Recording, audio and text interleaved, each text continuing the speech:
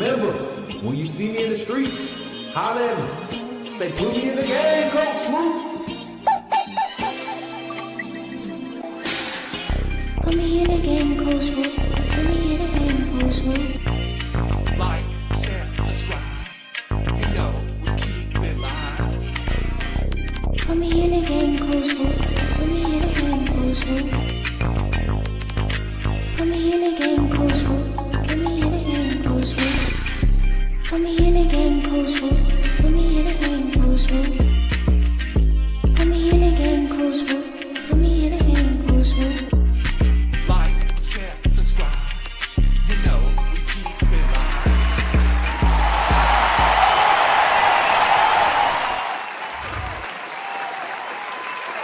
Good morning, everybody. Good morning. Hope everybody is having a great and blessed Monday morning. Hopefully, y'all can hear me good, man. I'm trying out the headset mic, full headset mic, y'all.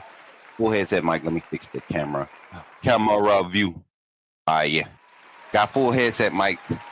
Tell me how it sound, chat. Talk to me. Let me know what it sound like. Chat. Good morning, everybody. Welcome in. Roll Tide Snack. I see you in the chat, my brother. MJ, I see you. That's good, man. Good to see y'all in the chat. Jordan, I see y'all in the chat. I'm trying to make sure everything's good on the levels. Everything sound good, chat? Y'all talk to me. Let me know what we sounding like over here. Mic check. Uno, dos. Getting over that little cold, man. Y'all know the weather changing. It's supposed to be a storm in Alabama today. So, gotta see what's going on, man. I think Mary J might have froze, y'all. We got Mary J on the ones and twos in the back, y'all. What's good, MJ? How you feeling? Jordan, I see you. Deborah, sister, my big sister. Good to see you. Zach said we sounding good. All right. I sound like a robot in my headset, but I'm gonna trust y'all. I'm gonna trust y'all today because I'm trying to just like, okay, we don't need that. We need a little bit more bottom. That's what it sounds like. We just need a little bit more of that right there. A little bit more. Okay. Now I think we're getting somewhere. I think we're getting somewhere. Now we're getting somewhere. What's good? Big homies in the chat. What's good? Welcome in this morning, man. Look, let's get to the show, man. I'm ready to get into it. Ready to have some good conversations today. It sounds robotic. Come on, man. Don't lie. Don't tell me that. Let me see. Mic check. How it sound now? Let me see. Let me give it some treble now. What's good now? What we sounding like now? Talk to me. We off that robot stuff? We should be good now, man. I feel like I sound normal now. Okay, Sully. There we go. Now we sound like we in the broadcast booth. That's the sound we going for. We're going for broadcast booth sound. I'm definitely gonna keep tuning it, tweaking it, because we got some new, bruh. I'm telling y'all. We got some quality stuff happening for Coach Smook Network, man. I'm telling y'all right now. It's gonna be the A-Day setup that we're trying to have. This is a part of it. And as y'all can see, we still got the external mic over here. So I'm working on something. So when we come together at our location for A-Day, we can do some content. We can do a lot of content and do some fun stuff with the community and get everybody involved. And don't forget, man, when y'all see me out there, I better every time y'all see me, man, especially if you really AAA family, every time you see me, I better hear it loud and proud. Shop you in shirt. Put me in the game, Coach Smook. Yes, sir, man. I better hear it every time, man. Y'all better come in that mud ready to turn up all A-Day, man. We're going to enjoy watching these boys practice and put in that work. And then we're going to get together afterwards. We're going to have us a little fun, all right? And yes, I got morning guys, man. I'll be up. I've been up since 4:40, 4:45, something like that. I woke up at 4. I just didn't get out of bed till 4:40. I sat there and stretched for a good minute. Been on the road this weekend, the last 2 weekends, man. My body just starting to feel it. starting to catch up with me a little bit. So had to get up and stretch, but I'm grateful to be amongst you today. Grateful for you all being here today once again. Just doing a little small talk, allowing everybody to come in, get the notifications. We are getting back on our morning show schedule. I've done some soul searching, and I'm ready to get back to the morning phone call segment. So this hour and a half, 2 hour block that we're going to have, our morning show will kick off anywhere between 6:30 and 7:30. And then we'll do a mid-morning or a noon segment where we'll come and just put out content, live content, and cut it up for VOD. We have a lot of VODs being posted this week.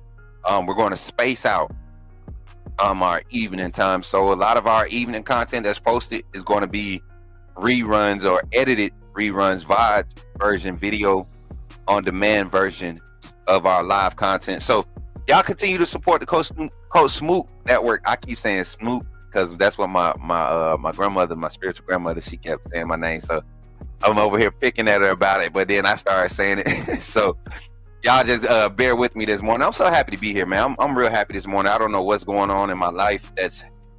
I just feel the presence of God all over my life, man. Like, I feel like I got a good group of people around me. I got a great circle.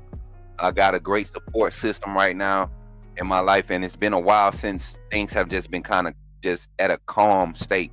You know, not the best it could be, but everything just feels calm after so much chaos and still things not where I want it to be. And I kind of just wanted to start the show off today with I'm gonna call it, we're not gonna call it the inspirational moment no more, because I'm starting to feel like it's more so of encouragement than inspiration, because I don't feel like I need to inspire anybody with words. I think we have enough of that. I feed off of words of inspiration daily. You know, it's a part of my morning routine.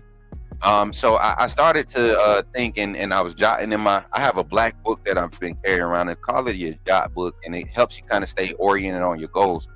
And so I was jotting it, and I was like, man, I just love encouraging people. Like, I don't care what state I'm in, I always find a way to encourage people. And so, you know, I ain't no life coach in them, but I know I can encourage people, and it don't take no special skills training to go and encourage somebody. And so we're going to start making sure that at some point during the show, we'll implement a segment, 5-minute segment, 3 to 5 minute segment, where we just give words of encouragement, coaches encouragement. And today's coaches encouragement, man, is just embrace this newfound joy that's about to just engulf you, man. If you're in a phase of life with all the chaos that's going on in our society on the day-to-day, you talk about people losing jobs, you know, government changes, everything that is just seems like it's in chaos, and you find yourself at peace in those moments, grab onto those moments.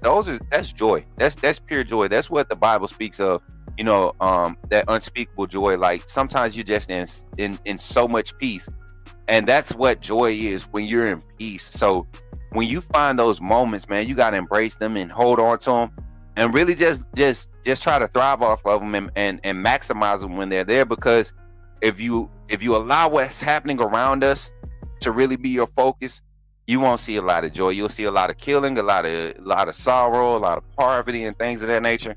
You know, I live around the street from, you know, homeless people, and I pass by them every day. You know, getting off the interstate, you know, I see them every day holding up signs, and I just say a quick prayer. You know, I have a little quick word with God and just ask him to keep them. But in the same moment, you know, if I ever have an opportunity to encourage someone verbally, encourage one of them verbally, I do it. Keep your head up. I may not have change to give them, I may not have food to hand them or a bottle of water to give them at that moment, but that word of encouragement could be the very thing that could help them push through. So I encourage you to embrace those moments of joy, and focus on those and maximize them here today on the Coach Smook Network. So this felt good.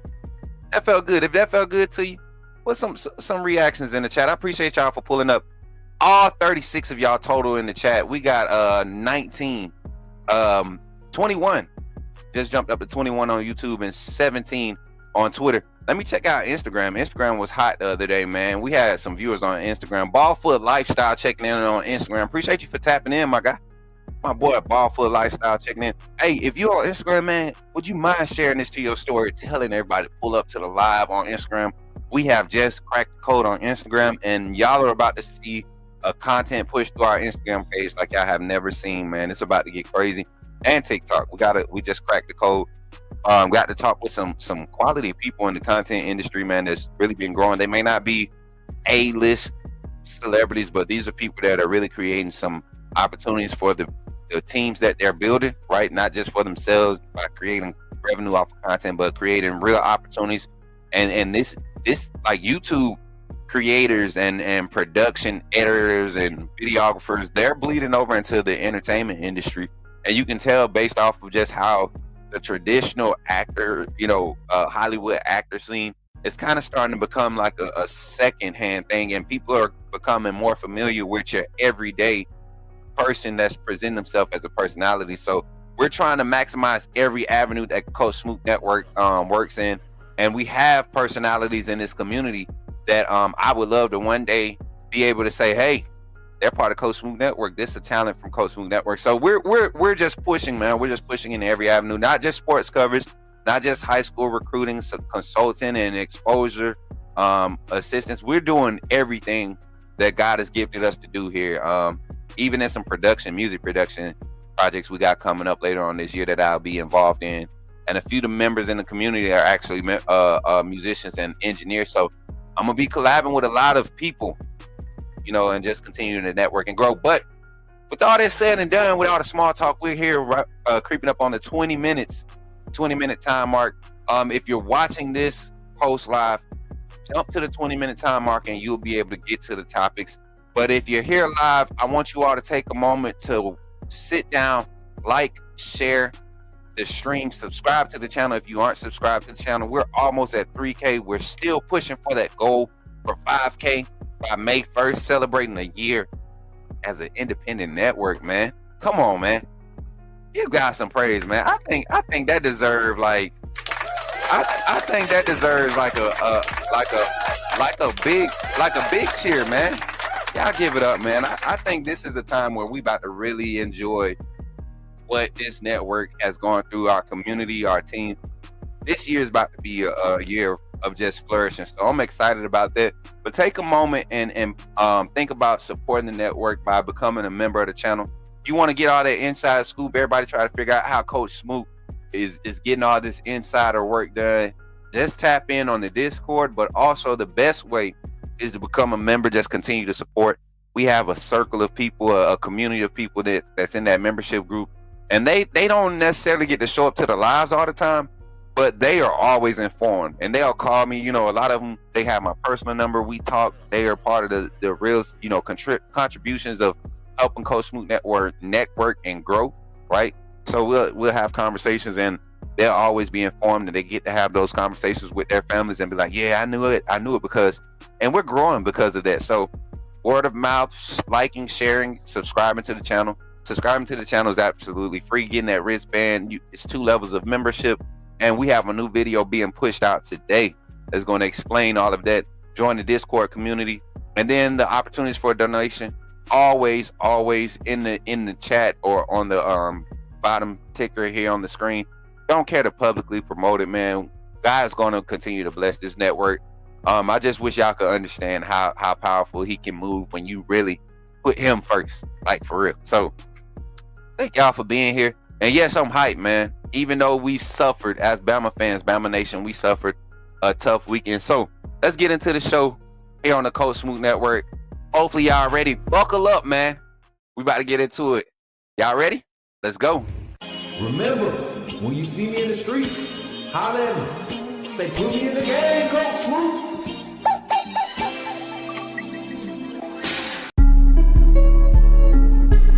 You're talking about Jalen Milroe and the Pips, the perfect weak side linebacker, right? Put him next to the mic. Not going to take us a lot of time, but I want to say that I'm excited about what. Okay, forgive me, my brother. What's on your mind? Oh, I'm good. I'm just still sorry for all the other content creators now that we have this mega star back in our presence. All right, everybody. Here on the Coach Smook Morning Show, man, we want to just start the conversation, just digesting the big headlines from this past weekend. And as we all know, excuse me, y'all, I got hiccups or something. I don't know what's going on. But as we all know, we all kind of witnessed it together. We watched both games together, right? Did we get to watch the women's game? Yeah, we did. We watched the women's game last week. As they took the loss early in the week to Maryland. Maryland came back. Huge game from Sarah Ashley Barker. We watched her emotional press conference, post game presser, and we saw how Coach Curry, we can see how that team just kind of was different from last year's team. The continuity there, the togetherness, man. This team was really for each other. And it was a tough way to watch them lose, man, to lose that game. And we'll get into the particulars of everything later on in the week as we see the transition of this team. But also the men's basketball team suffering a loss to Duke yesterday. Really played timid, in my opinion. Not a lot of confidence from where you really wanted it to come from in Mark Sears in that game to me. I think he allowed the pressures and the media just continuing to talk about the bigger guards and that type of stuff. I think he was trying to prove a point and got outside of what the game plan needed, and that kind of affected the whole flow of the game when he was in. And you saw when he wasn't in, guys just kind of just played with a little bit more flow and control. And sometimes that's just what happens when you have a prolific scorer on the team and they're on the floor. Guys are going to look for them to do a lot, and that's what it is. So as we jump into the show, man, we're going to talk about the transition phase of Alabama football. What's up, Glenn Teague? I see you popped in, man. Appreciate you for pulling up. Thank you for being here, man. I seen y'all pulling up, man. Continue to like and share the stream as we get into this conversation. But Alabama men's team, what does the roster look like after this season, chat? What does this roster look like after this season? Who are we losing? Who's possibly eligible to come back? We have the senior Latrell Rysel, took a medical year, having to have an operation. Well, had an injury early in the year that put him out. There's speculation that he might be a portal guy. I don't think so. I think he gets granted that extra year to come back. Quality guy if he does come back. Great leader in the locker room, vocal leader this year. You always talk about his presence just being an impact. So to have someone like him coming back, and then also you heard LeBaron, not LeBaron Filan, but Aiden Holloway, he and LeBaron Filan coming back together. I think that's probably a quality 1-2 punch that you're going to have an opportunity to have. So let's get into the roster and just kind of break it down. A lot of guys leaving though. Grant Nelson going, Mark Sears going, might see Cliff going. Like these are a lot. We're going to lose a lot of impact heavy minute players.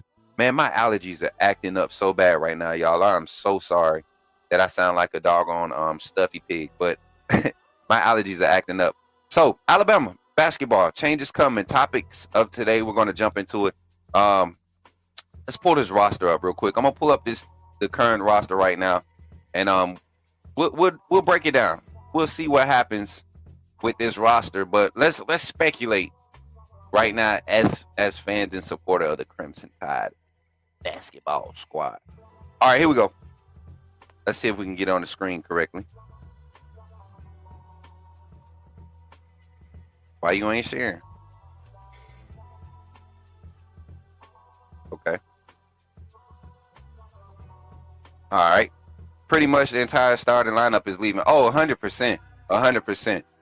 Whether it's based off of eligibility or whatever, we've been saying this the whole year. That's why it was the importance of getting that quality depth was the thing.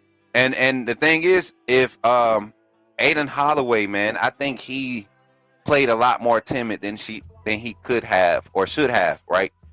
Playing next to Mark Sears, man, you kind of come into the system trying to respect and present what you have to offer. And I saw it early in the season. We saw how it was kind of like a gradual integration of Aiden Holloway and LeBaron Filan taking like full control of the point guard position. I think we would have benefited by forcing Mark Sears to play off ball, learn to play off ball, move without the ball a lot more, being with his shooting ability.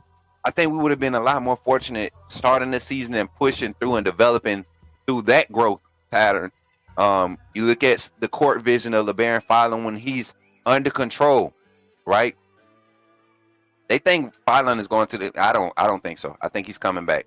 I don't think he's put enough on film and showcase the ability to really just kind of handle the ball, see the court vision. There's a lot of scouts, NBA scouts right now, Filan, that want to see just a little bit more maturity and court presence. And I think he come back and under Nate Oates, which I had a hot seat question for Nate Oates in the chat. My beliefs are I don't think he's on the hot seat yet. I just presented a question. You got some fans who do, and I seen some very legit argumentative points that they've made, some debatable points that they made that I would agree with that would possibly have him if they were accurate, right? If they were completely accurate, but they're not totally accurate. So, but some legit points and some viewpoints that you can relate with. But for people that think that he can't be on the hot seat, you're crazy. This was supposed to be the most talented roster that he had assembled, during his tenure here. The amount of veteran talent you had and leadership that you had and experience you had, you expected a better quality of basketball and brand of basketball, and something that has been consistent under Nate Oates. Under Nate Oates is the turnover numbers. The turnover numbers have consistently begun to just continue to grow. Another consistent note that's been a positive for the style of basketball that we play is the 3-point percentage numbers have continued to grow. So it's kind of like you find a balance there with the philosophy, but we have to get a offensive assistant or analyst that will allow us to really develop half-court systems or get guys that can buy into half-court sets. He said Darian Reed and Aiden Sherrill are two guys that need to stay. I'm 100% with you. We need to retain, especially Aiden Sherrill.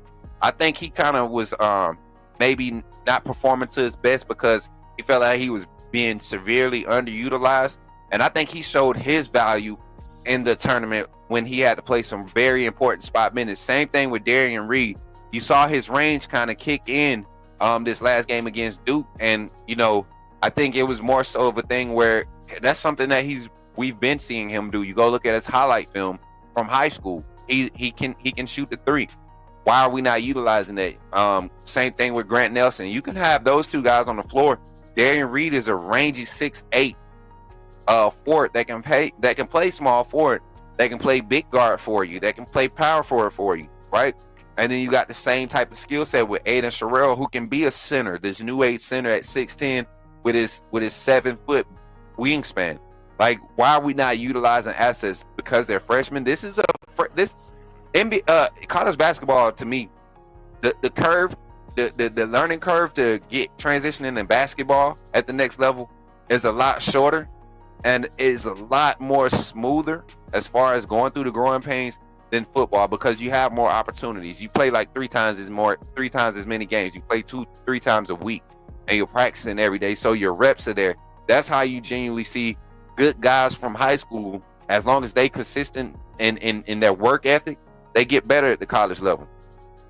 I think the continuity of the coaching staff played a part also. We lost a lot of coach from last couple of years. I have a topic on that today, big homie. I'm glad you said that. Start that comment for me, Mary J, because we're going to get back to that topic of conversation. I kind of just want to dive into the roster, y'all. What do we see coming back next year? We know that we're going to lose Mark Sears, okay? We know that we're going to lose Latrell. We might get Latrell Wrightsell back because of his medical, whatever it is. I guess you could say, what is the thing? Mary J, you can take it off the screen. I'll be having to look at the screen for my topic reminder. But you got Grant Nelson. He's going to the draft. I think Grant Nelson might be a solid second-round pick coming into this draft, guys. It's a lot of quality power forwards in this draft. I think he kind of falls right under your 3 or 4 guys that's going, 5 guys that's going to go in the first round. And then I see Grant Nelson being a quality pickup guy, maybe a quality lottery pick. We don't know. Grant Nelson, it's a mystery because when he's aggressive, he looks like a first-round draft pick. I even like the battle between him and Cooper Flagg during the game. I think we could have left Grant. He didn't get in any foul trouble during the Duke game. So Grant Nelson getting out of here. Chris Youngblood, it's interesting to see what happens with Youngblood at the next level, right? What type of opportunities do you see for him at the next level? NBA, right? We know he can go be a quality G League player, go overseas, make quality money over there. You know, get quality exposure, stay available for the NBA. Mohamed Diabate, y'all. What's the word on him? See, I'm not a basketball insider. I resource through Crimson Crossover and other guys. And what's the word around Mohamed Diabate? I can't see him going somewhere, hitting the portal, trying to go somewhere else. He was a very intricate part. I think Nate Oates even made that like a known thing, that he really appreciate guys with like Mohamed Diabate. Just his work ethic overall, man, and his energy on the court, his presence on the court makes it easy for you to coach a guy like that. We know Mark, Grant, Cliff, and Chris are out of eligibility. 100%, Glenn. 100%. We're more so trying to create conversation about their next level opportunities. Grant Nelson to the Hawks, man. I wouldn't mind that. I'll go up there and see my boy. You know, I'm a diehard Lakers fan, but I really love what the Hawks organization is doing. But I'm not going to get drifted off into that conversation. Clifford, man. What type of draft stock did he do for himself? I think he really did good. I think he really did good. He came to Alabama as a quality draft pick. You know, people were saying mid first round type, because the need for the 6'11", 6'10" center at the NBA level is huge. You see the young man that I think he graduated from Purdue, Ely, playing for Memphis right now. This man, he's quietly making a push and a case for, you know, rookie of the year type number. So you look at guys like Cliff and his skill set in the NBA. You don't find systems where you get clogged up and you're struggling with space. Like, everybody's good at the NBA level. You're not limited with system and all of this stuff. So I think Cliff is a good plug and play center. You think Jaren Steven is gone? Me too. I saw some things about, you know, how he was having to split time at that small forward position. He wants to be able to play more, get more involved as an option on the offensive side. To be honest, man, I don't think he applied himself enough this season. I think next season he'll have more space to do so. You look at what's transitioning out. A lot of these guys that I'm hearing rumors about possibly leaving, them guys should come back, man. This is your opportunity. I know we're going for guys in the portal, as we should remain competitive and communicating with quality assets in the portal. But you got some guys on roster, forwards particularly, that I think we need to focus on keeping. The young freshmen, Aiden Sherrill, Darian Reed, 1 and 2, and then you want some experience coming back. You definitely want to retain Jaren Stevenson. Nas Cunningham, you know, I know, wasn't he the one that got hurt at the beginning of the season? Nas Cunningham? Wasn't he the one that got hurt at the beginning of the season?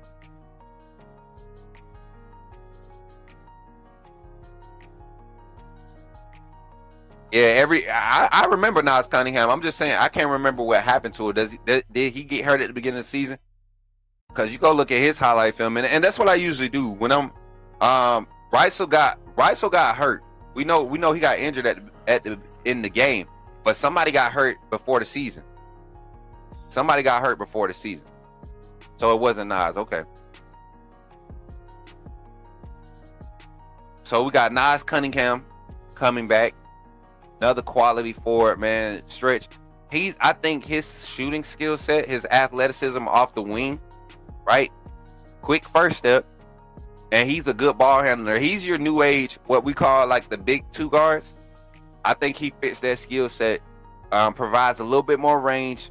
Definitely want to get him active in as far as that high tempo, fast paced shooting, run and gun style. He fits that mold. He's a Kevin Durant style type of wing player, right? Not nearly the height and length, but that type of skill set. Great ball handler for a 6'7" guy. So can't wait to see that, man. Can't wait to see that. All right, y'all. And so speculation about the roster turnover. We got some guys. Let me go to Twitter real quick. I got Brody Smook, man. He be all over the possible transfer news and all of that for Alabama basketball and who they're contacting. Let's see who they're talking to. Alabama basketball. I'm gonna go down this page. I had bookmarked a few. few spots. Here we go. This tweet he made earlier, last night. Let me share this right here. Shout out to my boy Brody Smook, my brother on the Smook. Hey, my brother, man. That's my brother, man. Hey, Brody, funny, man. I'm gonna tell y'all. I did this the other day on the show. Brody was like, "What? How did you do that?" Shop to injured. Smooth. Hey, Brody was on some like, man, you tripping over there. I was like, yeah, man, I gotta have some fun on the show. Brody said, I fully anticipate Alabama going all in on 7-footer in the transfer portal. On a 7-footer in the transfer portal. A name that might interest Alabama fans is Bucknell transfer Noah Williamson. He was a Patriot League Player of the Year and averaged over 17 points per game and 7 rebounds per game. Williamson would take an official visit to Alabama next week. So that's one good guy. I know there's a guard in the portal. There's a guard in the portal that just that Alabama has made contact with. Where's the name at?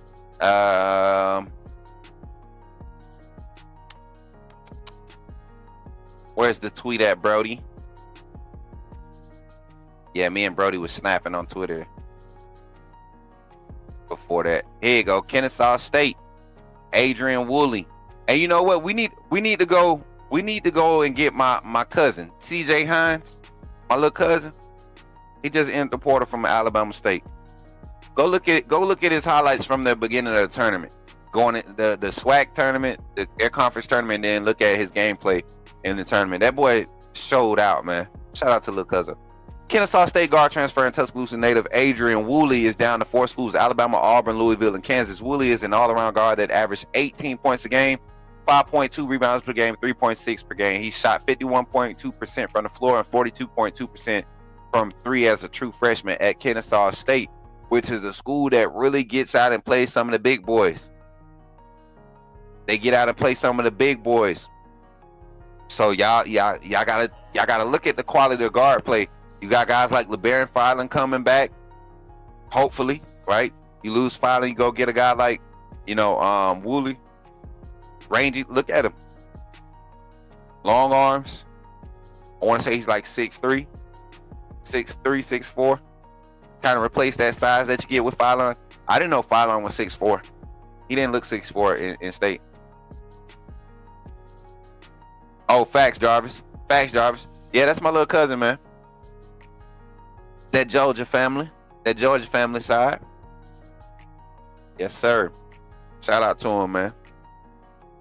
But Adrian Woolley, and then there was another guy. I want to go back and talk about this last guy, and then we're gonna transition to our next topic, Mary J.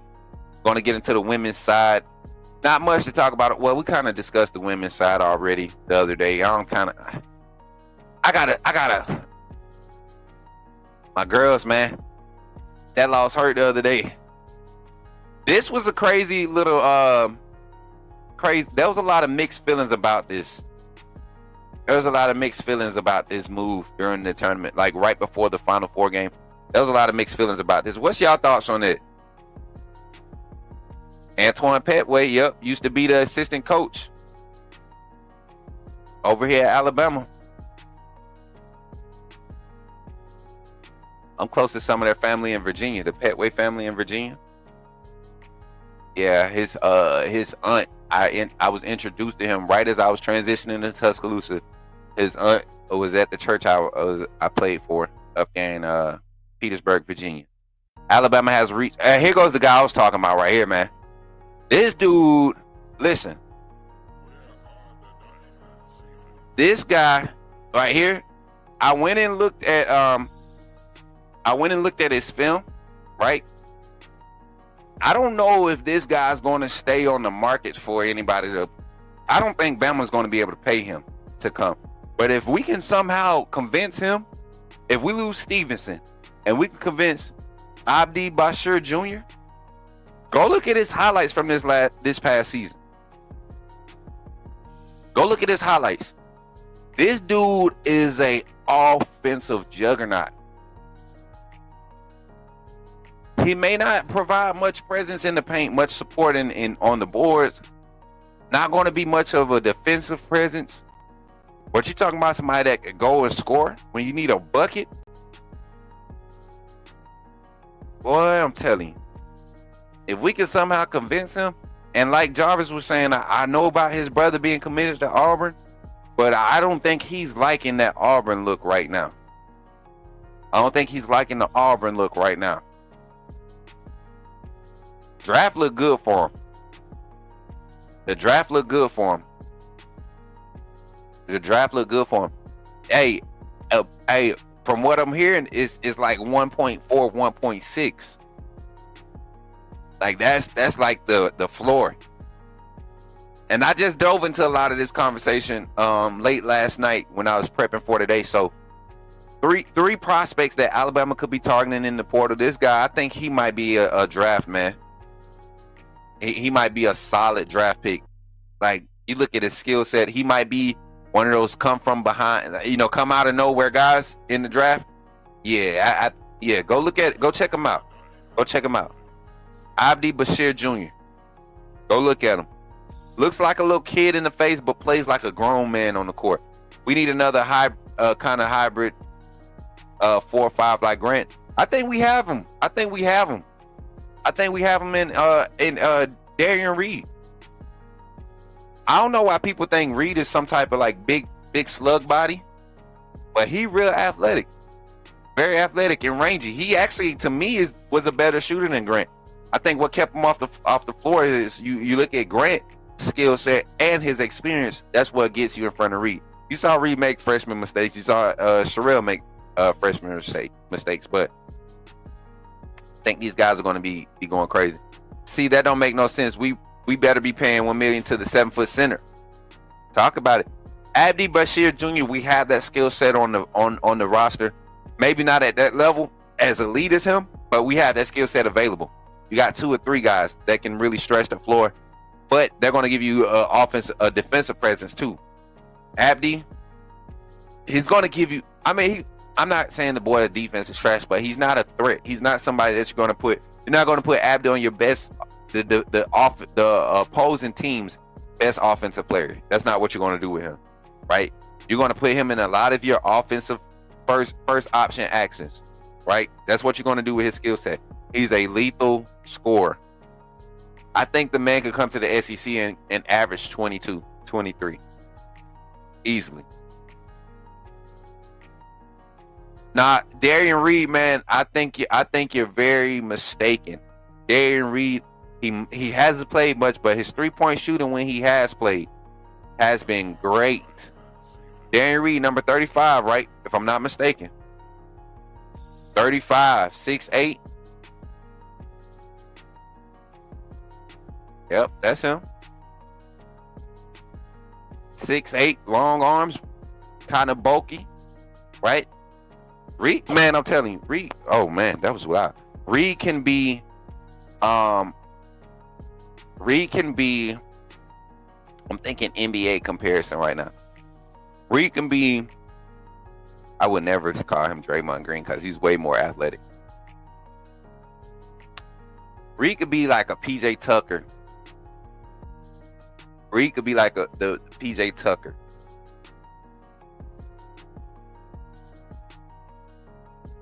He could be like a PJ Tucker, especially when he was playing with confidence early before his injury.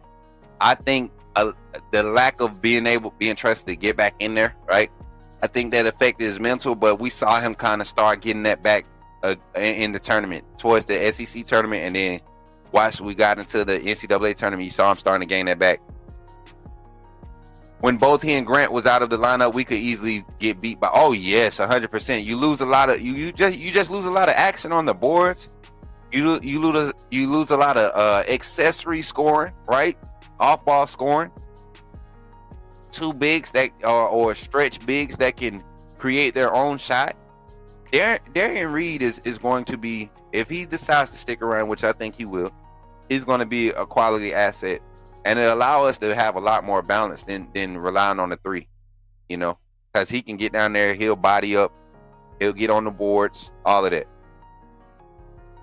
So, transitioning, let's go talk football, y'all. Let's take a quick break, man. I need some water, man. I'm telling y'all, this pollen is getting to me a little bit.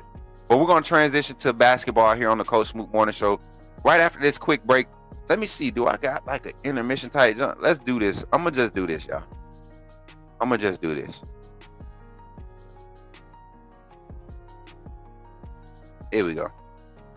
Brief intermission, y'all. Give me 2 minutes. Get some water real quick, and I'll be right back. Appreciate y'all for being here on the Coach Smook Morning Show. Love y'all. Don't go anywhere. Like and share the stream. Drop some comments. Let me know where you're watching from, and when we get back, we'll do a quick roll call, and then we're going to get into our Alabama. Well, we got some other sports to talk about before we talk about football. Y'all know football. We try to give the last 30, 45 minutes to football, but we're going to talk about Alabama baseball this weekend. Alabama softball having a great showing. We got a lot of things to talk about. So when we get right back after this brief intermission, we'll jump into it. Let's talk about it, baby. And don't forget, when you see your boy in the streets, holler at me. Say, put me in the game, Coach Smook. I'll be right back with y'all.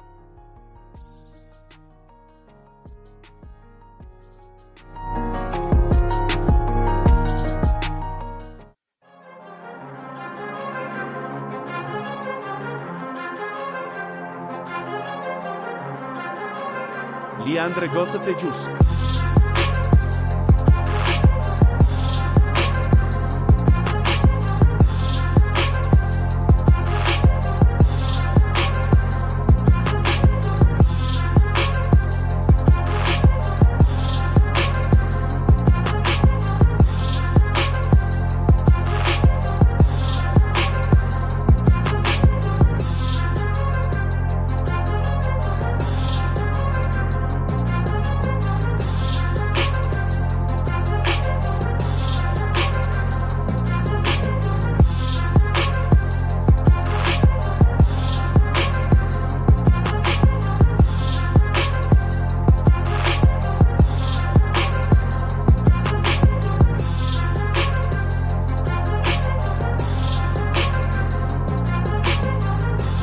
Hey, Mary J, we're going to do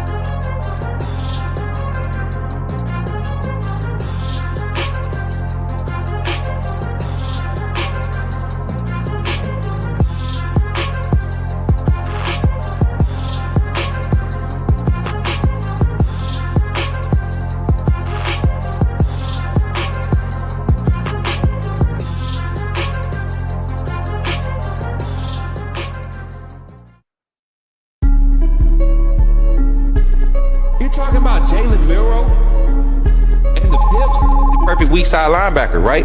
Put him next to the mic. I'm not going to take up a lot of time, but I want to say that I'm excited about what. Okay, forgive me, my brother. What's on your mind? Oh, I'm good. I'm just feeling sorry for all the other content creators now that we have this mega star back in our presence. Let's go. Let's get back into it, man. I'm so excited to be here with y'all today, man. Ain't y'all excited to be here? I'm excited too. I'm hyped. I ain't gonna lie. I had to get some water, y'all. Shout out to Smart Water for being a blessing to my life. Appreciate everybody for being here again. We trying to stay hydrated. Best way to deal with allergies, y'all. I'm telling you, you can take as much allergy medicine if you want, all you want, as much as you want. But if you ain't drinking no water to keep your your mucus glands and all that stuff hydrated and moisturizing and all that stuff, or whatever you want to call it, you'll be sounding like me, cracking voice and stuff. So we gotta get hydrated. Yeah, jumping back into the show, man. I'm glad for Bama baseball, softball. I got to watch some clips this weekend. I actually watched all the clips, y'all. I watched all the clips. I'm learning the roster. Y'all know I'm not a diehard baseball guy. I'm getting into this. In my aging, right? I'm starting to get into this game of baseball. I always played it, right? Whenever I play intramural leagues or whatever, softball, whatever. I never disrespected the game. Always had a desire to learn more about the game. And now that I'm in my age now and I'm in this industry, it's very much attractive, especially when you're able to understand what's going on. Being a coach, right? Everywhere I go, any sports event I go to, I always end up scouting or trying to learn how to get an edge in the way of the thinking of the game. And baseball has become something that I've become deeply interested in. So I'm grateful, man, to be one, to be able to have a relationship with Coach Murphy, the Alabama women's softball coach. But we're actually going to have an opportunity to cross paths with this baseball team and their the social media content management department here right after A-Day. We'll be working on some things. So must just I'm just getting into it. So I'm going on into that scene as a fan, not necessarily as a team reporter. I'm just getting fully engaged and indulged in all the life of sports, man. I'm at an age now, man. My boys are playing, they'll be in high school next year. My oldest son will be in high school.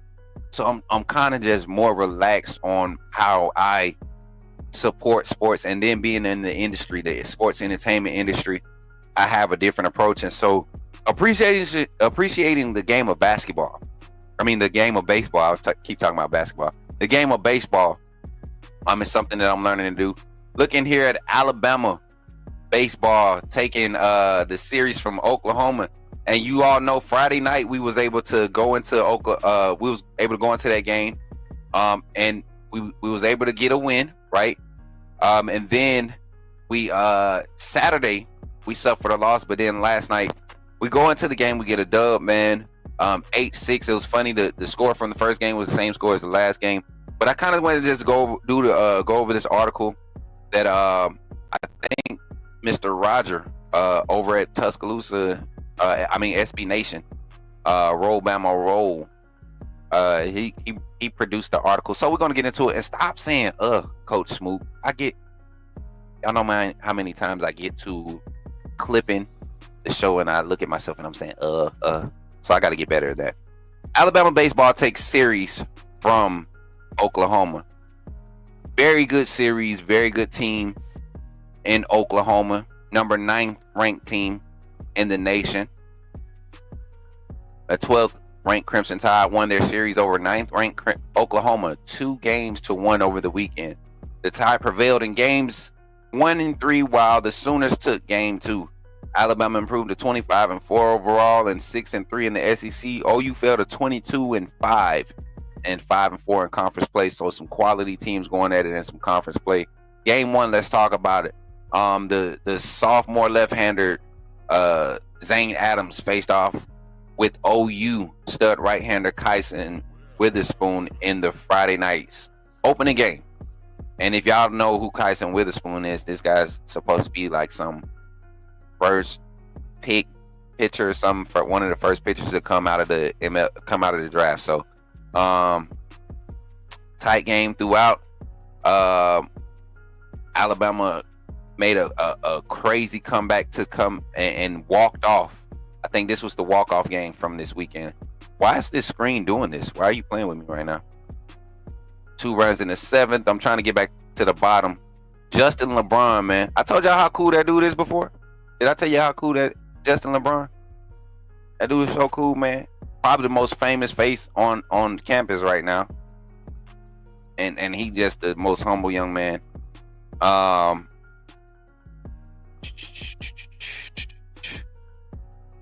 What was the part where they double play? Torres singled in Plattner for an insurance run and an 8-6 lead. Okay, there it was.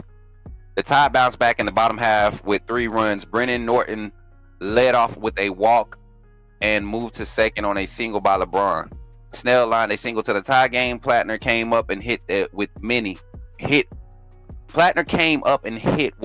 including Plattner, thought was going to be a home run. However, the ball hit off the top of the fence, scoring LeBron to take the 7-6 lead. Will Hodo grounded the shortstop for out 1, and it turned into a double play with Plattner broke for a third with Snell still occupying the bag, and the run after a rundown snag was tagged out of the place. Torres singled in Plattner for an insurance run and an 8-6 lead, and then you had the team go on to win In game 2, it was a tight win. Sooners came back with a game winner in the top of the last inning. And then this one yesterday, man.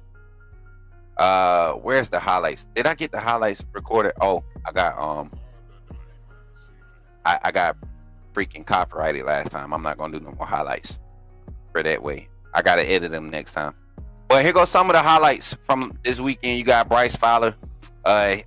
He came in 5 of 9, 3 walks, 2 doubles, 2 RBIs, 3 runs.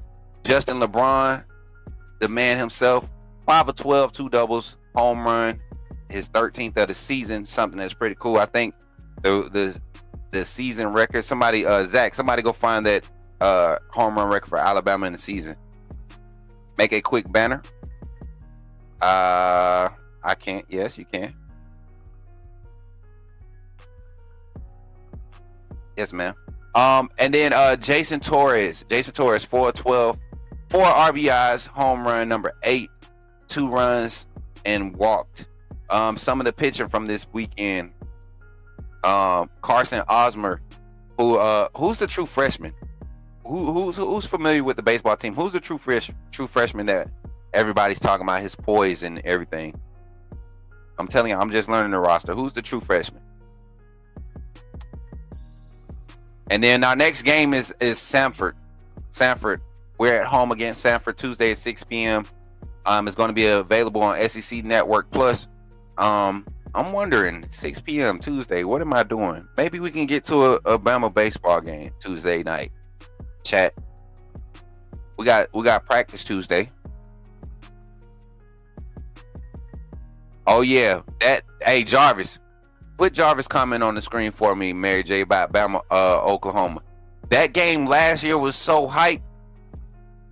Bama, Oklahoma baseball last year.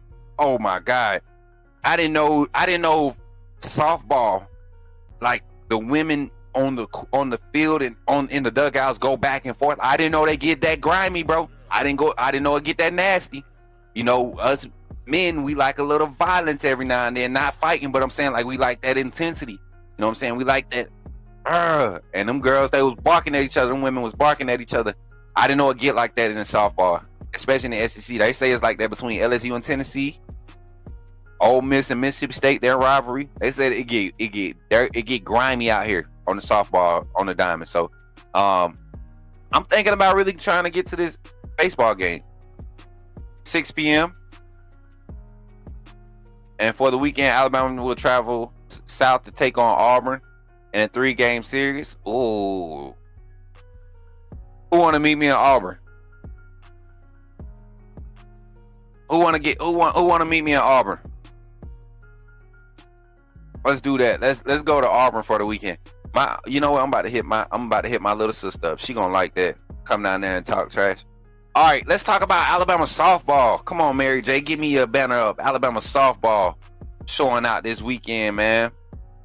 Taking 2 out of 3 from Georgia. Any win and anything over Georgia is always gratifying as Bama Nation, right? Bama softball go 2-1 this weekend. Let's check out the rundown. Let's check out the storyline. Coach Murphy, man, dude is a straight up like. Coach Murphy make you feel like he made me feel like I have been doing this for years. Just the love, like it was like just open arms. Hey, yeah, you can always come through. We love exposure for the softball team. You know, so that's going to be taking advantage of it this season and creating that relationship and because I see now we got some softball fans in the chat. I think we've been had softball fans in the chat. I just never had an opportunity to really dive into it. But this year, we got it. We locked in. I feel for my girls. Murphy has fixed the offense, but the pitching this year has let them down 100%. I was going to talk about that. And if I'm not mistaken, Jarvis, are we fielding a young pitching lineup? Are we fielding a young pitcher lineup? Because this is the young team for Coach Murphy, too. He had some senior leaders, but this is a young team for him. So, much like fans saw North Alabama game on Wednesday and in College Station last weekend, that Bama offense missed several opportunities to score some runs. The Crimson Tide had 7 hits, 2 walks, 2 HBPs. What's HBPs, y'all? What's the HBP? Hits, bunted, hard bunt pitches. I don't know. The pitcher not young. What in school me, Glenn? School me, Glenn. What's HBP? Since you know everything about softball. In the 5th, UGA scratched another run in to go up 3-0. In the bottom of that frame, the Dogs were feeling mighty charitable. Straw that stirs the drink. Vandergrift walked to open the inning. What? Okay. Lauren Johnson entered the game for Alex Papilla and singled in the 6th. She would be eventually knocked in by Vandergrift to cut the deficit 3-2. In the 7th, it was Alabama's turn to be charitable. Salem Hawkins booted in an easy grounder for the first UGA batter. The next, EWAC laid down a bunt that first baseman Abby Dusher threw wide for a second consecutive error. So a lot of the infield defense seemed like we're having issues. Converting with our defense. Vandergrift stole her 31st base this season. She is chasing the school record for 60 set by Brittany Rogers in 2008. I remember that Brittany Rogers stuff. I don't remember her name, but I remember that being like a headline in 2008. 3 errors for Alabama, 2 by Hawkins and 1 by Abby. Come on, Abby. All right, now Caitlin Riley. Why does that name sound familiar? Is she big time? Is she big time? Is Caitlin Riley big time? Why is that name sounding so familiar? I feel like that was like a big time name at some point in the recent year or so. A double in a single game gave UGA their first score of the game in the 4th. Weirdness followed when seldom used freshman Brea Hodges emerged from the dugout to pitch the 5th. She retired the side on 7 pitches. Lit. In the bottom of the frame, Lauren Johnson, who got a rare start, doubled after 2 outs. Pavilion crushed her 11th 4-bagger for the season. Yang. Check it out. She crushes that. Hevlin hitless no more. 2-run shot. What a way to get the back. Yo, is that Miami Vice? She crushes that. Hevlin hitless no more. Wait, what was the theme for the game? What was the theme for the game?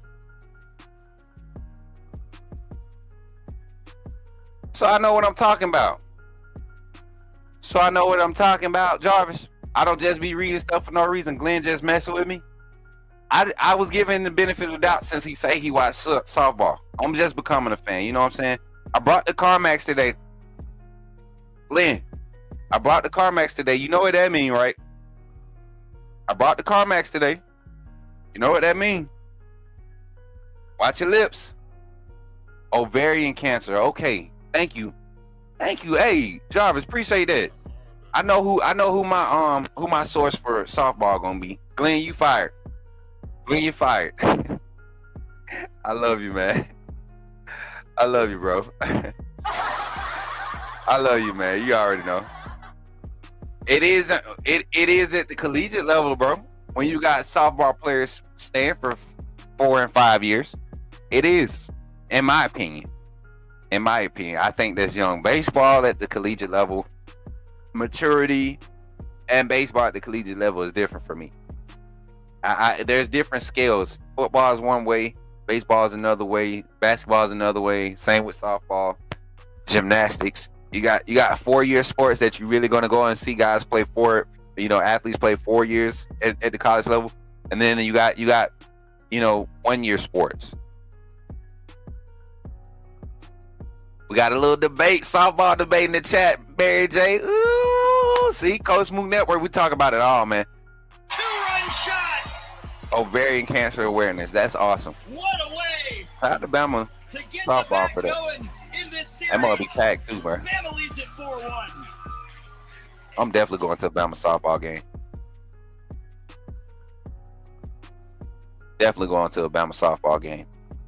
Then we go and beat them in game 3, 8-5.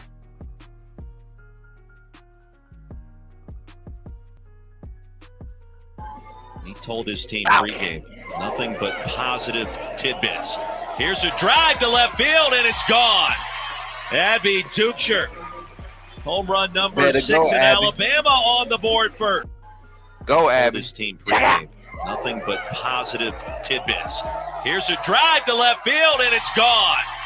Abby Ducher, home run number 6 in Alabama. Hey, Glenn, I think you're missing the point. These are freshmen. Young. It don't matter how much experience. They're freshmen. They're young. You only can have so much experience as a freshman. Even as a sophomore in the rotation, you had limited experience as a freshman.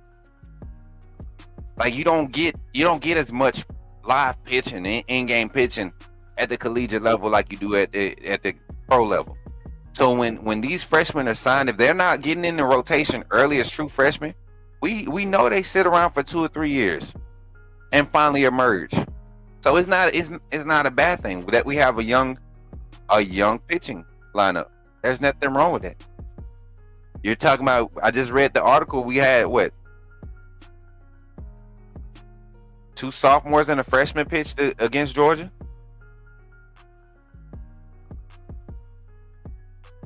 Come on now.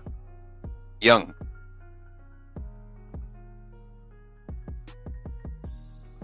And the freshman who could dominate, Murphy had her redshirted at the beginning of the season.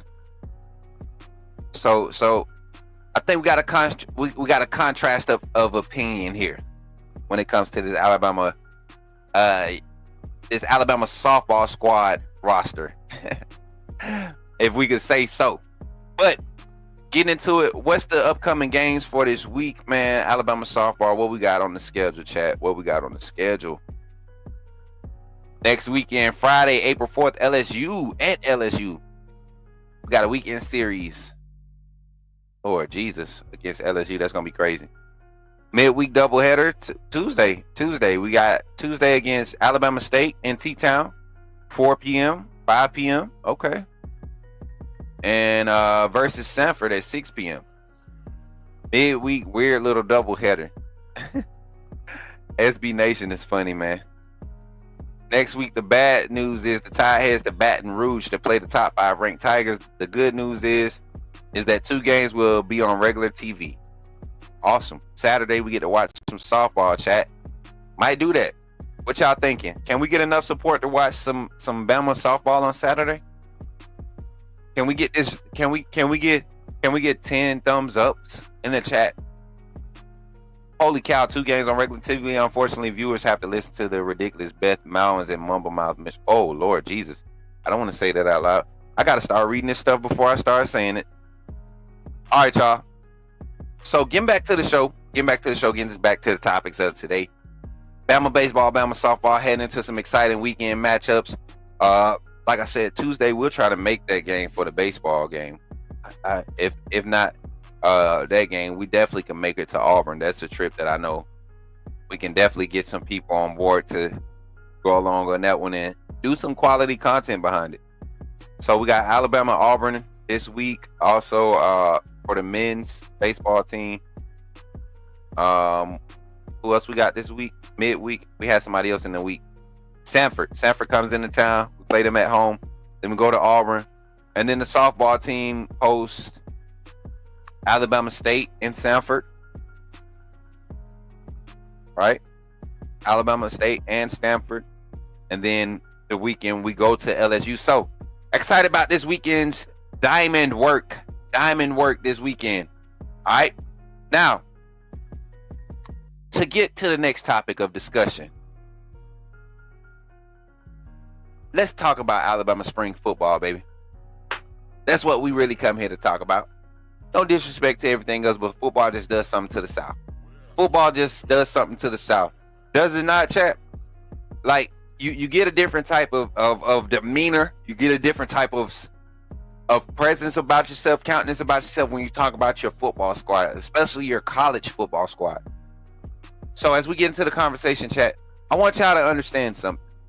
Spring football has a lot of storylines to be followed. I want you following the ones that matter, right? I want you following the ones that matter. And the ones that's being talked about the most aren't the ones that matter all the time. They aren't the ones that matter all the time. Everybody's going to talk about Ty Simpson quarterback battle. He's QB1 right now. All this bull crap. Boom. Everybody going to talk about Alistair Mack. How good he's doing. Bull crap. Boom. Keelan Russell, greatest freshman to come through Alabama. Bull crap. Boom. Right? We're going to talk about that. That's basic. Let's talk about some impact stuff. Let's talk about something that hurt last year. Alabama football. That we really didn't see the best production from. That we expected to have create exactly what we need to see this offense thrive. And that's the Alabama football, the running back room. The run game. What's Alabama running back room look like? What's it feel like? What type of production are we going to get? Who's the X factor in the room?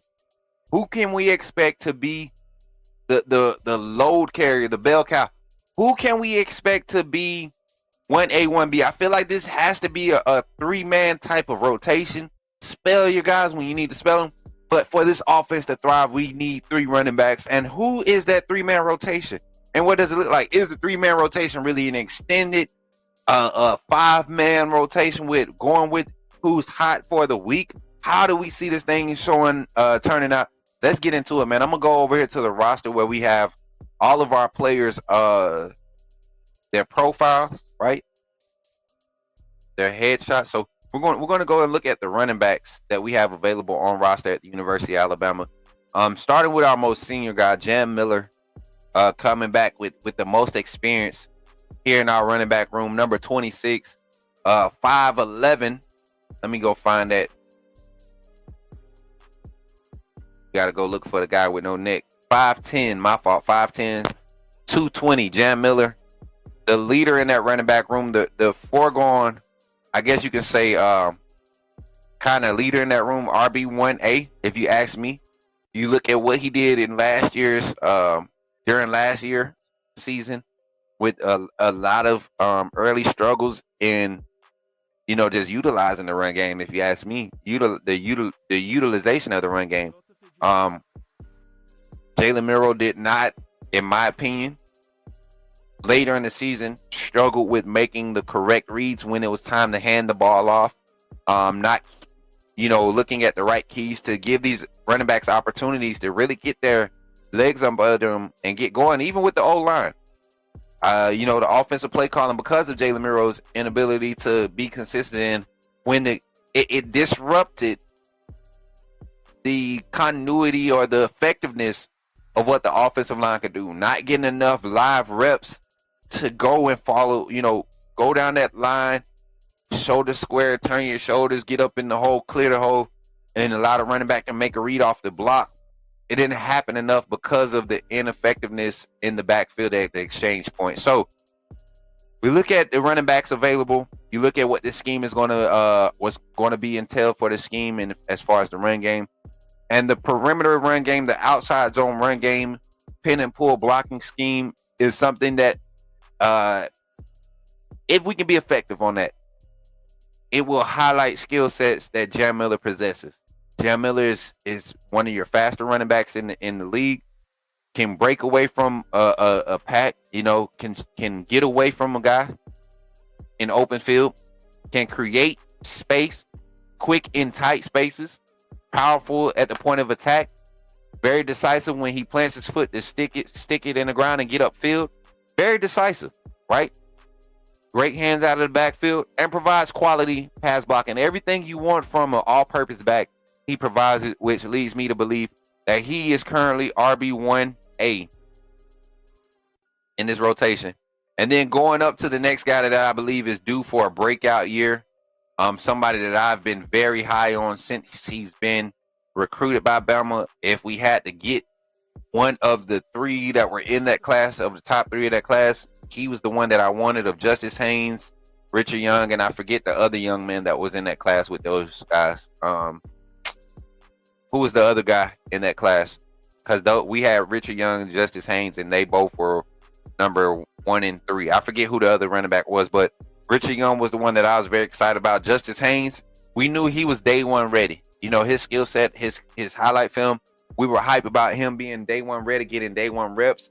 Saw his inability to get over that curve with his limited carries and his limited effectiveness. He had some explosive moments, but very inconsistent in his running style. Richard Young was consistent. Every rep I seen Richard Young take, I don't think Richard Young had a negative rep. You know, during last fall, I don't think he had a negative snap. Limited with injuries, but when he was healthy, he was very effective. Same skill sets as Jan Miller, maybe not as adept with his hands out of the backfield. Not somebody that you want to put as your receiving back out of the backfield. He's not your first option, but can catch out of the backfield. Bigger body, 5'11", 210, bigger frame, not necessarily a bigger body. I think Rich might be 230. Y'all. I ain't gonna lie. I don't know why Alabama continues to like deceive us, but there's no way Richard Young is smaller than Jan Miller. No way. No way, chat. No way, chat. We got 22 comments. You can run those comments, Mary J. We just not trying to see Bevo, the troll today. As a matter of fact, Bevo, have fun being a Texas fan, man. Watching y'all be back. What's up, Pigskin PD in the chat, man? Pigskin, we got to get you online, man. We got to get you on the live. Get you here as a guest, a special guest. Pigskin PD. I don't know if y'all saw me and Pigskin PD's collaboration probably like a month ago now. Just dang, time is flying, PD. But about a month ago, we did a good segment collab on the state of Alabama football. Kalen DeBoer, he the guy. And y'all know how I feel about that. So shout out to Pigskin Petey for pulling up here on the Coach Smook Network, man. Much love, man. Much love, my guy. But Richard Young, a guy I expect a lot of production from this year. If you look at what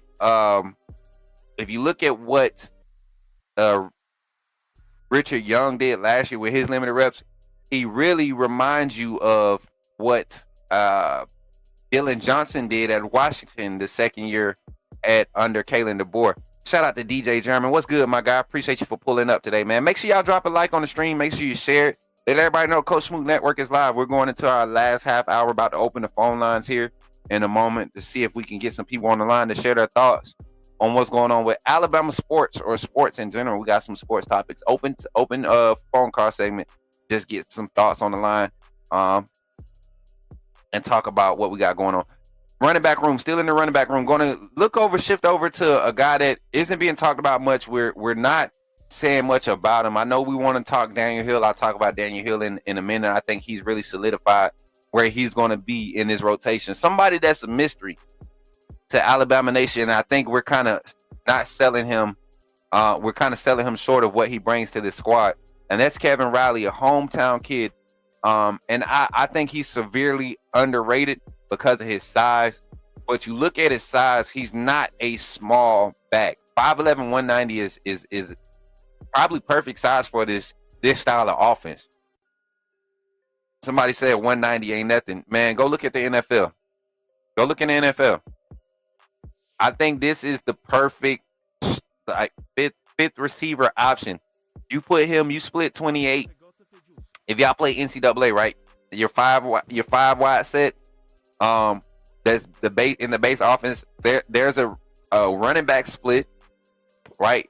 As a number one receiver, and then you have a tight end in the slot on the opposite side. Kevin Riley fits that mold to play that position. Very shifty, very great with his hands. Put the ball in his hands. He's electric. I'm just saying. Let's not count out Kevin Riley. Great hands out of the backfield. And if y'all want to be honest, he might be the second fastest back in the room. Let's go look at a guy that's fresh on campus, AK Deer. A lot of people, we've been getting good reports from him. It's all about patience for AK Deer, in my opinion. It's all about patience for him. He's ready now. You look at his size, you look at his frame, you look at his running style. He's ready right now. He's ready right now. just about patience, man. Pay your dues, man. Continue to develop that body. Get that IQ all the way there. Learn how to see the game from a different standpoint than what you've been doing it at your level, from your standpoint. Learn how to operate at another point. And that's one thing that he spoke on in a recent conversation about just having that ability to talk to guys like Rich, Jam, and Dre. Dre being a guy coming into this room, man, be bringing a quality presence, a leadership presence, veteran presence. He spoke on being able to talk to these guys and ask them why they see certain things a certain way. Why do they run this like this? Why are they pressing the hole this type of way with their pad level this way? Like, these are things that's going to matter to a young talent like him, who possibly next year could be RB1A, right? With a guy like Daniel Hill, RB1B, and a guy like Kevin Riley being RB2. So, with more true freshmen coming in, we know the running back from Alabama, in the state of Alabama, the number one running back in the state, looking at Alabama too. So, another running back, Dre Washington, number 28, I believe is Dre Washington. 20, number 20. I said 28. Number 20, Dre Washington, red shirt senior. Guy came in from the portal from Ball State, if I'm not mistaken, or was it UL Monroe? Somebody fact check your boy. Coming in, getting on the roster, and I think he just provides quality depth. I think one thing we're going to benefit from him is his red zone, his power running style, but also his pass pro. I think we're going to see a guy like Dre Washington who can catch the ball out the backfield, but provide you with some quality, like pass pro in the backfield. I could see a guy like him being utilized in the third down and passing set. It may not be the best receiver out the backfield, but you swing him out, get him behind his pad level, him one-on-one with a DB. I like it. I think he's a more athletic H-back that can handle, get carries. Not a fullback. He can definitely do some lead blocking in the QB run game. But Dre Washington is a quality asset to this running back room. And just imagine if we continue to see a injury bug from Richard Young. Jam Miller experienced some injuries last year. Ryan Grubb runs the ball, contrary to popular belief. He didn't get to do it a lot at the NFL level, but he runs the ball. We're going to utilize this running back room. What are your thoughts, Bama Nation, on this running back room? Let me get to Daniel Hill. I'm gonna give Daniel Hill some screen time, because I think he's the X factor. I think Daniel Hill is the real X factor in this whole equation. 6'1", 242. When I say I get Eddie Lacy type feels, Bo Scarborough before the injury, running style, relentlessness, gets behind his pads like Eddie Lacy, but will put his foot in the ground and leave you tackle in the air. Get what I'm saying? Intimidating frame. Solid in pass pro. Quality reps in pass pro during the scrimmage.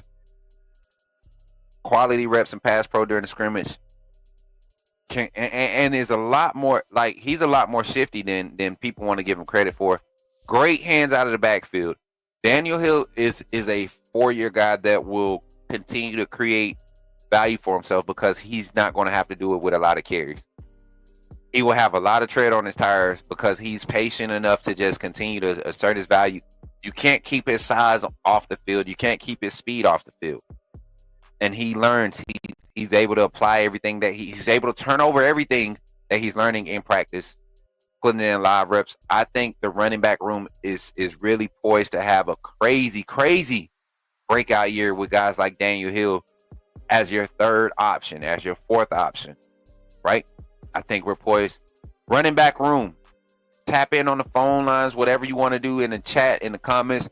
Run it up. Let me know what you think, Bama Nation, about this running back room. Here, getting ready to open up the phone line. Shout out to my twin in the chat. What's up, twin? In the chat, I see you. How pretty so. Oh, my twin's so pretty, y'all. Fellas, y'all better do it right. Whichever fella finally catch her attention, y'all better do my sister right. Do my dog right, because if you don't, we're gonna have some problems. That's all the AAA family. I want happiness and love for everybody in the family. We really don't know because they have not been used. Glenn Teague, that's why we're speculating. Glenn, you trying to create, you want to debate today, Glenn? Get on the phone line. Phone line is open, 334-625-1121. Glenn want to debate today, so get on the phone line, Glenn. I want to hear what you got to say. I want to hear what you got to say, Glenn. 334-625-1121. Let me make sure I got this routed the right way. If you're trying to get heard on the phone lines, tap in. And let's get to it, man. Let's get to it. I really appreciate y'all for being here once again. And thank y'all for just continuing to support the network. Back to the conversation as we wait for the phone line to start buzzing. Let me make sure I don't have the ringer routed. Okay, I don't. Awesome. So y'all be able to hear in a second.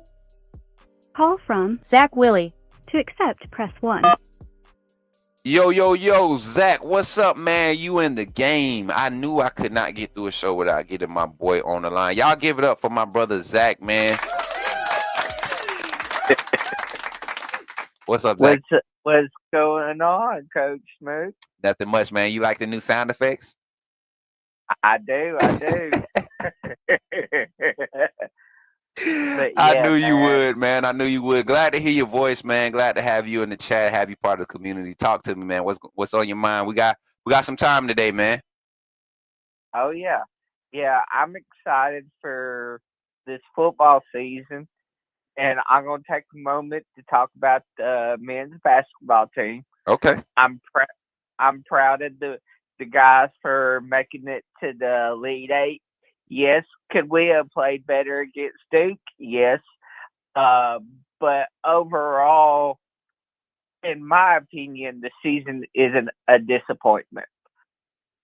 And the reason why I say that is because under all the scrutiny and with our bad turnovers, our lack of defense, this season could have been a lot worse than what it was. Oh, 100%, Zach. 100%. And so with what we was facing, I'm proud of the guys going as far as they did, you know. Right. And I knew going into the Duke game, because like you said, when it gets to the Sweet 16, Elite Eight, Final Four, you fall back on your season numbers. Mm-hmm. So I knew after the kind of game we had against BYU, I knew there was going to be some drop off in the Duke game. Did I expect it to be at the level it was at? No, but Duke, you got to give Duke credit. They're an elite team, and I knew even under the best of circumstances, it was going to be a difficult game for us because we struggle against teams that are bigger, that are taller, bigger, stronger. Right. Anyway, so it was just going to be that uphill battle. Could we have gotten it done? We had the talent to get it done. We just didn't execute like we needed to. 100%, Zach. And I want to say this to Bama Nation. I had a lot of critiques the other night, last night after the game. The other night. Well, that was Saturday night, right? Yeah. So I had a lot of critiques and I had a lot of discrepancies that I saw with this team. And that's just the game of basketball, man. I'm not saying that this team played that they were trash. It's just this game. This team did not play up to the level that they need to play. And that's just from a standpoint of execution. You know, I feel like the coaching staff kind of bailed on what they felt like was the best game plan, and went into an array of just letting the players trying to make the decision. And I wanted to see some better coaching. I wanted to see a lot better coaching. I know we were dealing with some transition on the coaching staff, that distraction, but This is a game of basketball. If we can simplify the game and let athletes be athletes, that's the best way to go. And I think we haven't seen that from Nate Oates in the past 2 years, man. It's been more of a player decision type of thing, and you got to be able to see that in your players when they're not able to do that. And we had LeBaron Filan. I would have taken his energy and the mistakes that came with his energy because it balanced out with the production that he also was able to create. Same with Aiden Holloway. Same with Chris Youngblood. Same with Darian Reed. Same thing with Aiden Sherrill. Like, those guys really played some quality minutes when Grant Nelson and Mark Sears were struggling. Well, Grant Nelson played a great game to me. You know, he still played a solid game to me, especially on the defensive end, and being active on the boards. Didn't result in a lot of rebounds per se for numbers for him, but a lot of his activity on the board, same with Cliff, was gave us a chance to be on the ball. And a lot of times when Mark Sears is in the game, you see those long rebounds never recovered. Filan get 2 fouls going for a long rebound. You know, so the mentality has to be there. Mark Sears, a great leader, great player. A lot of times we saw him get inside his own head this season, and then he would bounce back. You just can't have that in a tournament. You just can't have that in a tournament. See a lot of I do see a bright future for Mark Sears, though. I think he produces some good quality workouts, whether it's draft workouts, or he heads overseas, whatever it does. I think he produced some quality workouts to continue to get looks, because he is a scorer that, you know, you get him, like I said, you get a lot of these players at the NFL level not NFL, NBA level on an NBA roster, and they're a different player because they're surrounded by other great players, not just maybe a decent player, but other great players. Right. And last season, we relied on Mark Sears a lot last season. This season, we had enough talent around us where we didn't have to rely on him as much. And even though he was struggling with the style of offense that Nate Oates runs, players were still trying to give him opportunities to make plays, and it just wasn't working, you know. And then when Mark Sears was struggling and getting frustrated and everything, you've seen the team get frustrated, right? You know. And so, because your leader is frustrated, then it wears on the other players. You know, if you're going to be a leader, you need to be composed 100% of the time, and Mark Sears wasn't always composed 100% of the time. I mean, from the outside looking in, you can if you don't play sports, right, you wouldn't know, but you can tell when a player like him is rattled. And he was very rattled. Duke did enough, and all they did was just be physical with him. You know, I have my little running joke. You know, he was acting real light skinned last night.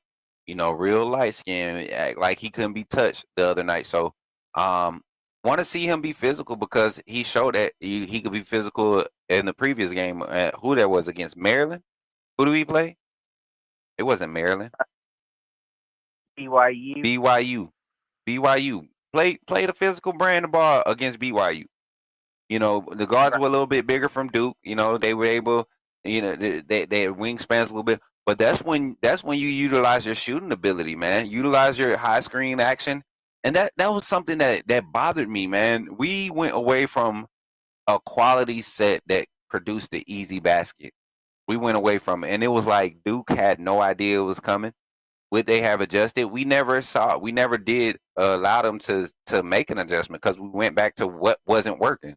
So definitely want to see better performance from this team. But overall, like you said, Zach, I think this was a good season for this team. I think this team finds themselves in good position to get some quality guys out the portal, retain a lot of these key guys. Aiden Sherrill, like I said, Darian Reed is probably number 1 and number 2.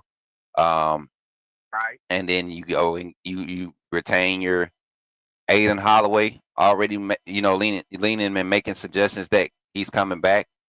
You get a guy, maybe Filan. If you get him, if you don't get him, do you go and get this guard out of the the portal from Kennesaw State, right?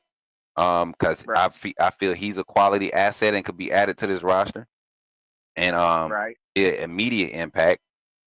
So I think this is going to be an interesting offseason. See how Nate Oates refills that staff, rehouses that staff. And can he get a staff that he can keep together for at least 3 years?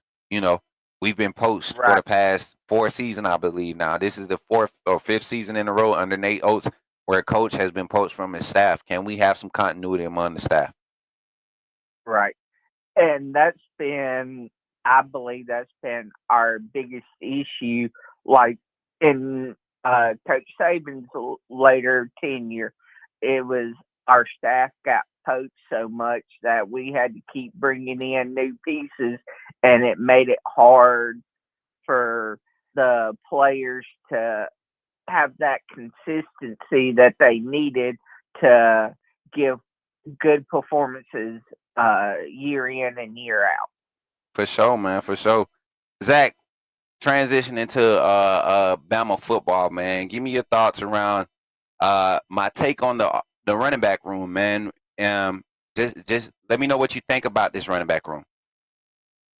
Yes, I believe this season the running back room has the capability to be elite this year with the quarterbacks that we got in the quarterback room. Last year, the biggest problem was Milroe trying to do everything himself, you know, and he made in some games he made good decisions, and in other games he made bad decisions. Right. You know, that cost us. And so this year, yeah, our quarterbacks this year, yeah, they can use their legs, not in the same way as Milroe, but they can make plays with their legs. Right. You know, it's running out of the pocket to and throwing downfield, or using their legs to get 3-4 yards, you know, key yards on a 4th and 1. You know, just the simple things. Yeah. You know. Yeah. And so, but with that, it gives room for the running backs to get more production than they got last season, and to be utilized more in the run game. 100%. 100%. Who do you see being RB1?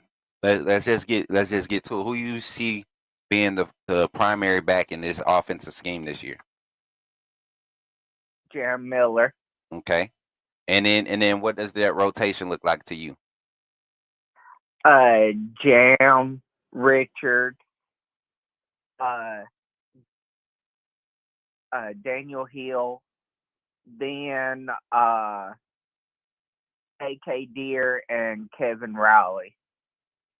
Okay. Okay. And not saying that A.K. Deere and Kevin Rowley can't move up in the depth chart. They definitely can. It's just, you know, it's hard as a freshman to get, you know, first team reps. Oh, especially with this type of room. Like, this isn't Mississippi State where, you know, you don't even know who the starting running back is going to be. Like, every running back on this roster was a highly recruited running back. Maybe not Dre Washington out of high school, but this is a back that was a name amongst college football just last season. You know, a top 20 back. You know, this guy could have been in the draft going with going in the 3rd round this season. Right. So, yeah, man, I'm with Glenn in the chat though. I think there's a RB1A 1B situation, and the first guy on the field is probably going to be Richard Young, but the guy that gets the most carries this year, as far as the primary back, I think you go with Jam Miller. I think he's going to be the guy. Right, because he's shown that he can handle those reps, and he does every phase of the position very well. I mean, at a high level. Right, at the level that you need to be successful in this offense. Right, 100%, Zach. Well, Zach, we're gonna get off the line, man. We're gonna give some more people a chance to get on the line if they want to.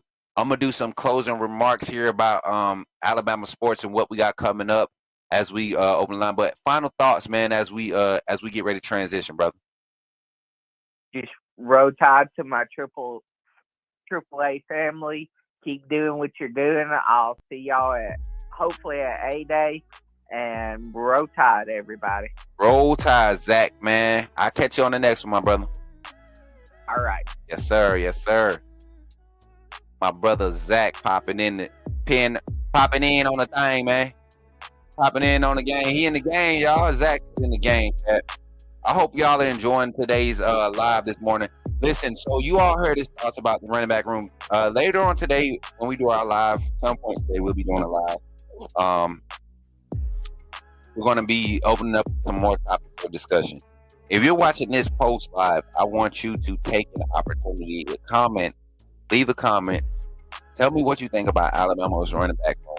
Also, leave a comment on what you think about Alabama's roster changes. Both women's and men's basketball are losing a lot of leadership, a lot of veteran guys, personnel. So let me know what you think about that. Which players do we go to the portal and get? Which players are we retaining? Coaching staff changes. Who does Coach Chris Curry and Coach Nate Oates add to their staff to create some quality depth, not depth, but quality assistance for their staff? Philosophy changes, maybe in the works for Alabama men's basketball. Who knows? But we got a lot to talk about with Alabama Nation. Alabama baseball and softball in action this week. We'll be providing some coverage around that. Getting to that, not necessarily coverage, reacting to coverage around that. And don't forget, y'all, continue to support the network. Let your boy know how we're growing by liking and sharing the channel, all the content that you see. Don't forget to check out the VODs. We got shorts being clipped and posted daily. We have recordings. We got random live check-ins that we're doing. We got our gaming content that we'll be jumping on today. I'm getting on this game today. That's probably going to be our next live. It's going to be our next live. We got to get some gaming content recorded. And also go check out our other channels that we will be launching May 1st. We will have multiple channels launched May 1st. We have a music review channel that's coming out where we're reviewing other artists in the industry, not necessarily mainstream artists, but we have people that we have been networking with. We're going to be submitting their music, helping them. I told y'all, Coach Smook be doing a lot of stuff, and y'all know your boy's a musician, but we're doing some networking things, some consulting things in the music industry. Also, we have our full gaming channel that will provided. We will use it as a network gaming channel, and it'll be strictly just gaming content, variety gaming content. We also have our IRL channel that will be dropping, and that is going to be where we do all of our rants, small talk, all of that stuff. It's not going to be monetized per se, but branded. It's going to be just an open platform. We're going to be having guests on there, just small talk, your basic lives, and it's going to provide, some different ways for the community to interact. We'll be doing a lot of our community live interaction stuff over there. So get ready to go and hit the follow, subscribe on all of that. Follow your boy on all the socials, man. All the socials at Coach Smook on all socials. We are active on all our pages. Like I said, we have the Instagram and TikTok push right now, trying to get those followers up. We have some branding opportunities. Speaking of branding opportunities, Ghost Energy Drink is finally official. It's official. We have we have been official with them, but something happened with the change of address and everything. I have my all of my stuff being mailed to where I was staying when I was having the deal. Haven't been in contact with the previous address, so had to make some moves around some things. Got confirmation that everything got put on hold because of the lack of communication, but they were still open. So we achieved everything through the affiliate program, and now we will become a partner. So when you start seeing the Ghost Energy Drink ads with your boy on it, yes, I got to submit one. So help me out. I need a team to help me get some ideas, what I should say, what I should do. I think I got a pretty good script already written out, so y'all can help your boy out with that. Also, We're going to try to redo our partnership with W Energy Drink. We got an email from them. W Energy is more so a clean energy source. It's not necessarily a drink. They got pre-workout, all of this different stuff. Just trying to get opportunities to continue to grow everybody. We got a car dealership we're going to be making an appearance for and doing some spokesperson type things, representing Alabama football as an Alabama content creator. So we're just continue to support, man. Very, very, very, very excited. Very excited to get into this new stage of what Coach Smook Network is going to be.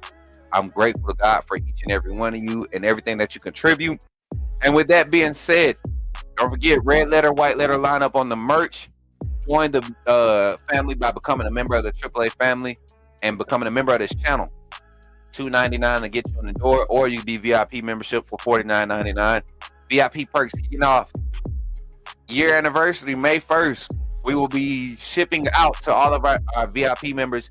We'll be shipping out starting in May the 1 year anniversary AAA shirt, which will be revealed after A Day. We're gonna I might do it on A Day. We're gonna reveal the 1 year anniversary AAA community shirt, and that'll be the first piece of merchandise that we ship out or deliver to our VIP members. So if you want to get a piece of merch or something from the Coach Smook Network monthly as to show for us showcasing our love and for you supporting us, just become a VIP member of the AAA family. And then with that being said, everybody, I have enjoyed you all today. Hopefully you all have enjoyed what we have put on the table. Let us know what you think. Drop your thoughts in the comments. Don't forget to like, share, subscribe. And remember, if you see me in the streets, holler at me and say, Shop to a nature. Put me in the game, Coach Smook. I'll catch y'all on the next one. Roll Tide, AAA, SOS, be blessed. Remember, when you see me in the streets, holler at me. Say, put me in the game, Coach Smook. Put me in the game, Coach Smook. Put me in the game, Coach Smook. Like, share, subscribe. You know we keep it live. Put me in the game, Coach Smook. Put me in the game, Coach Smook. Put me in the game, Coach Smook. Put me in the game, Coach Smook. Put me in the game, Coach Smook. Put me in the game, Coach Smook. Put me in the game, Coach Smook. Put me in the game, Coach Smook.